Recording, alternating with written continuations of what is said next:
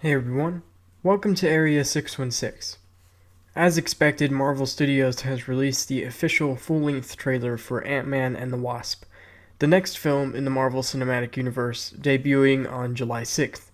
This trailer is actually really awesome. There's a ton of really cool stuff to unpack in it, and as usual with second trailers, it has helped to flesh out the plot a good bit more. So with that said, today I'm going to break down the second trailer for Ant-Man and the Wasp, going over all of the major characters, plot reveals, Easter eggs, and such that I notice. First things first, the song that plays in the trailer is It Takes Two by Rob Bass and DJ Easy Rock. So throughout the trailer we get a bunch of characters both new and old. There's the obvious ones like Scott Lang, Cassie Lang, Hope Pym, and Hank Pym. Cassie actually says she wishes she could fight bad guys like Ant-Man, and it's kind of funny considering recent rumors leaked online are saying that Emma Furman has been cast as an older version of Cassie Lang. Obviously that's just rumors, but it still means that there's a good possibility that she actually will get to do that pretty soon. We also get our first good look at one of the movie's villains, Walton Goggins' character. He's playing Sonny Birch. In the comics, he's a weapons contractor who has ties with Cross Technologies, which goes to show that even though Darren Cross may be dead, his company is still going to be a thorn in the side for Ant-Man and co. Birch is seen escaping in a white and gold SUV, love the cliche subversion here, with Pym's building in his lap. Clearly there's going to be a big chase sequence at some point in the movie. Luis reveals that Pym attempts to enter the quantum realm to save Janet, but when this happens, his tech gets stolen by Ghost. I imagine this chase sequence will come before that, with Ghost showing up at some point during it and turning the tables. So I think Birch and Ghost are separate from one another, both wanting to get to Pym's tech for their own reasons. That means the majority of the movie will most likely follow a two-way fight to find Ghost and steal back Pym's tech, Birch and his goons, and then Ant-Man, Wasp, and Scott's crew. Speaking of which, and this is hard to notice, but it has been revealed that Luis is actually doing pretty well. He is now the CEO of a security firm subtly named XCon. This is obviously a callback to Ant-Man Security Solutions, Scott's firm in the comic, in which his main selling point is, who knows how to keep your stuff from getting stolen better than a guy who used to steal your stuff? Seems legit to me. At the end of the trailer, we meet probably the most recognizable secondary character in the movie, Bill Foster, who in the comics is the superhero known as Goliath, before he was killed during the first superhuman Civil War. Here it's revealed he worked on a project with Pym called Project Goliath in the past, and that he's grown to 21 feet tall. It's here that Scott reveals his record is 65 feet. This is a good bit taller than Pym was able to go in the Ultimate Comics, where his limit was 59 feet and 11 inches. He could not go any taller as he said at 60 feet, the human skeleton would stop supporting the body's increased mass. However, in the regular Marvel Universe, Giant Man is actually capable of growing much taller than this, up to hundreds of feet tall. At first glance, it looks like Foster is an ally of Ant-Man and Wasp here, but I have a theory, and I could be wrong, but I think that Ghost is actually Bill Foster's daughter, and maybe he's the true surprise villain of the movie. Perhaps he too is mad at Pym about something and wants to get revenge on him. Or maybe he just wants to regain access to the quantum realm for his own reasons.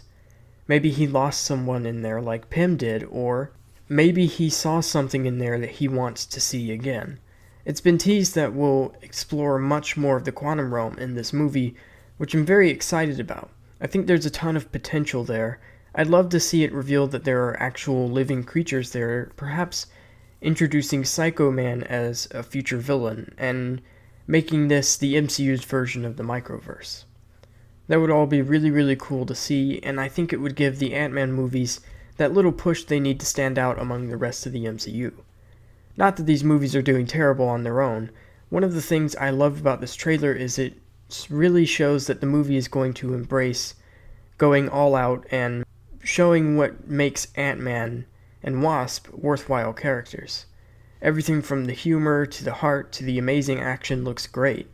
I love how creative they're getting with the shrinking and growing, and having Ghost as a villain was an inspired choice.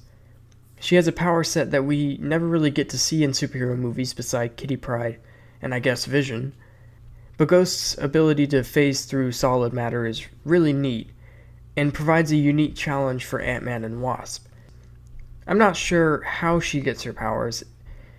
An implication here is she steals Hank's tech and uses that to get her powers. But it's also possible it's just part of the suit she wears, which could very well have been designed by a super genius like, oh, I don't know, Bill Foster. I got this movie figured out, y'all. Just wait, you'll see. Now, there's one very brief shot in the trailer where it shows Scott floating in the quantum realm when something zooms past him. From the wings, it's clear this is Wasp, but we know for a fact that it's Janet and not Hope. And we can tell this because this scene actually takes place during Scott's descent at the end of the first Ant-Man.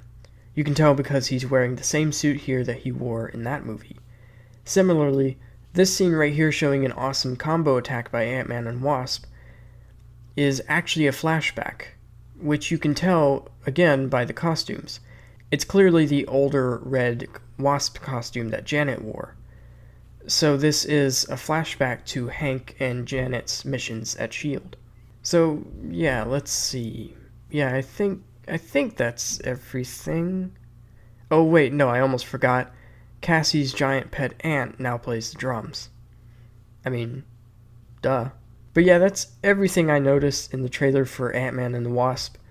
Overall, it looks really great. It's definitely going to be a nice, fun time to take your mind off of Avengers Infinity War's rather depressing ending for a while.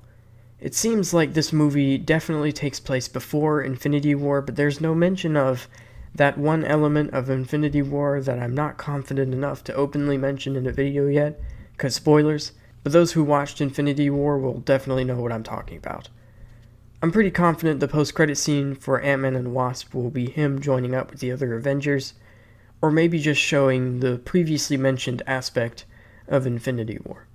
I didn't want to make the whole video about that though, as that's really all any of the articles about this trailer can talk about, which is disappointing.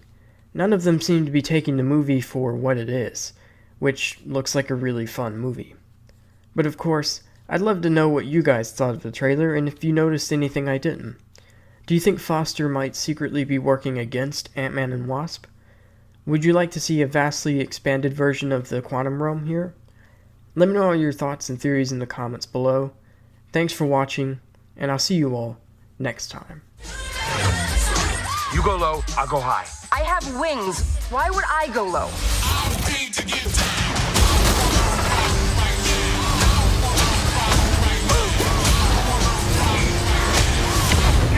We're gonna die. I don't wanna die. We didn't die!